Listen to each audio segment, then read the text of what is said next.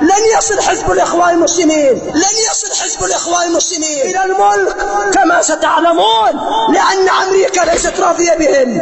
وحتى لو وصل فبئس ما وصل إليه بعد أن جلب الفتن على المسلمين وسفك الدماء وتعدى الحدود وفعل ما فعل. لكني أقول ليس واصلا، لأن أمريكا ماكرة به، ليست صادقة معه، فهم واثقون بها وليست واثقة بهم، وهم يعملون معها وليست عاملة معهم إلا بقدر ما تغريهم وتخدعهم. أدعوهم إلى التوبة إلى الله، وأدعو رؤساء العرب وحكام المسلمين إلى التوبة إلى الله من طاعة اليهود والنصارى.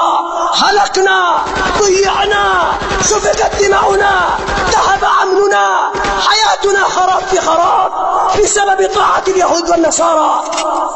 ماذا استفدنا من طاعة اليهود والنصارى؟ ماذا استفاد الرؤساء؟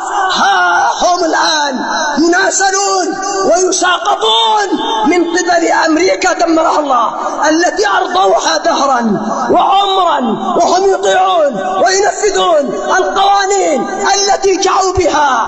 نعم يا عباد الله، وينفذون الديمقراطية وغير ذلك. فأدعو نفسي أولا وأدعو المسلمين ثانيا إلى إحداث توبة إلى الله ورجوع إلى الله وإلى شرع الله وتمسك بدين الله.